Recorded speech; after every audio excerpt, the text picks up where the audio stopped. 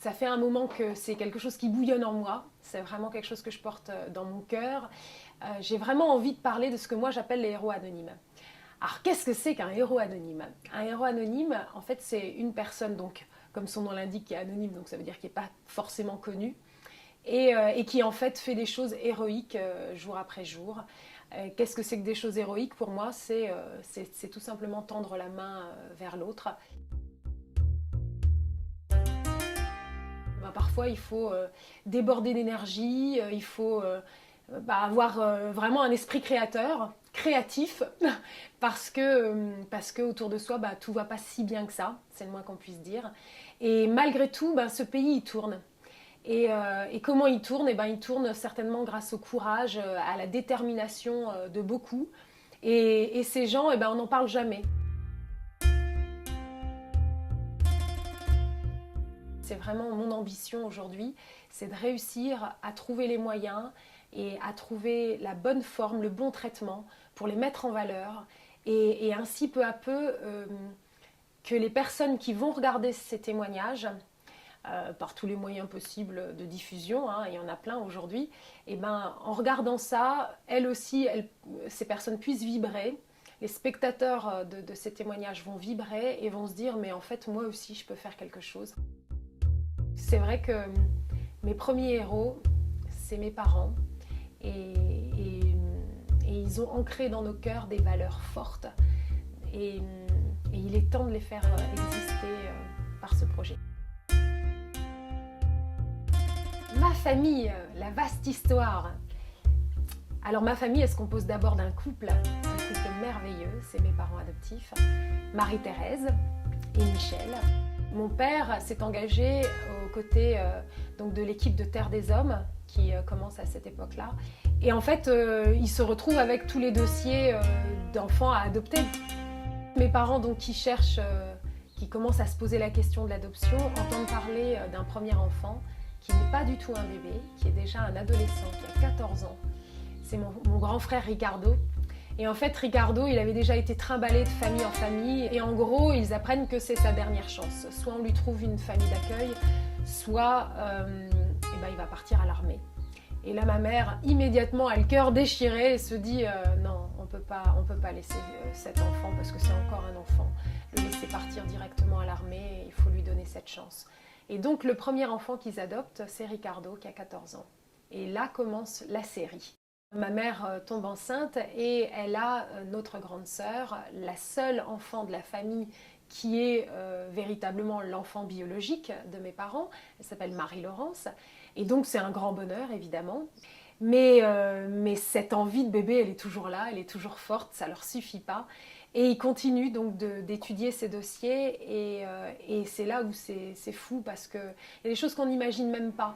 C'est-à-dire qu'évidemment, certains enfants sont trop âgés, mais il y en a, sur leur dossier, il est marqué trop foncé, par exemple.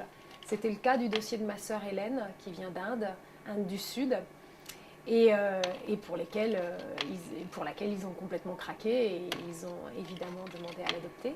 Et puis, ils ont adopté aussi ma sœur Virginie, de Corée du Sud, et ça a été les deux premières dont ils ont fait la demande. Et puis après, les choses se sont enchaînées. Moi, je suis arrivée 2 ans et demi, 3 ans. D'ailleurs, la plupart des tout premiers, on est arrivés vers 2 ans et demi, 3 ans. Moi, je suis d'origine haïtienne. Et donc, petit à petit, en fait, la liste s'est allongée parce qu'ils ont aussi craqué pour des enfants qui sont français, mais qui sont handicapés. Et ça aussi, c'est un facteur qui fait que très souvent ces enfants-là aussi ne sont pas adoptés parce qu'ils ont des handicaps. Donc ils ont adopté ma sœur Cathy qui est sourde. Et puis donc il y a eu Quentin, il y a eu Younous de Mauritanie, il y a eu Gaston qui vient du Cameroun et qui était en fait tombé dans un feu quand il était tout petit. Et puis j'ai un petit frère, Pierre-Vincent, qui est vraiment l'ange de la famille. Pierre-Vincent qui n'a ni bras ni jambes. Et donc ils entendent parler de ce petit garçon qui est dans une pouponnière à Tours et qui est en train de se laisser mourir de faim parce par manque d'amour. Mais à ce moment-là, on est déjà nombreux, on est assez petits, et là, mes parents se disent, c'est une énorme responsabilité, il faudra toujours être là, attentif à ses moindres besoins. Et donc, pour la première fois, ils se disent, on va demander la permission aux autres enfants. Et donc, ils nous réunissent dans notre salon, et ils nous disent, voilà, qu'est-ce que vous en pensez? Est-ce que vous êtes prêts à l'accueillir? Voilà. Et alors, moi, je me souviens, on est monté, moi, avec ma sœur Hélène et ma sœur Virginie, on est monté dans notre chambre et on a pris une poupée. Et puis, on lui a enlevé les bras et les jambes pour vérifier ce que ça donne, quoi. On a regardé la poupée comme ça. Puis, on n'a pas vu où était le problème, en fait. On s'est dit, ouais, enfin, voilà, quoi. Et donc, on s'est réunis ce soir-là dans le salon de la maison. Et puis, on a dit à nos parents, bien sûr qu'on le prend, évidemment. À la maison, on pouvait s'engueuler, parce qu'évidemment qu'on s'engueulait, et tu m'as volé ma poupée, je te tire les cheveux, etc. Enfin, on s'est fait tous les trucs, les 400 coups, quoi, le truc normal. Sauf que c'est multiplié puissance 16, 18, enfin le nombre qu'on était, quoi. Mais dès lors qu'on faisait face au monde extérieur, on était hyper soudés, et on faisait face ensemble, vraiment comme une tribu. Donc, voilà, moi, j'ai vraiment, c'est ça qu'on porte.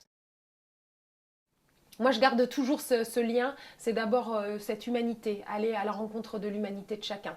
Donc voilà, j'ai pu déployer un petit peu un savoir professionnel que j'ai accumulé au fil du temps. Et aujourd'hui, je veux aussi mettre ces compétences, je veux aussi les mettre au service donc, de mes héros anonymes, de ces personnes qui œuvrent pour le bien de tous. Donc c'est tout sauf déprimant.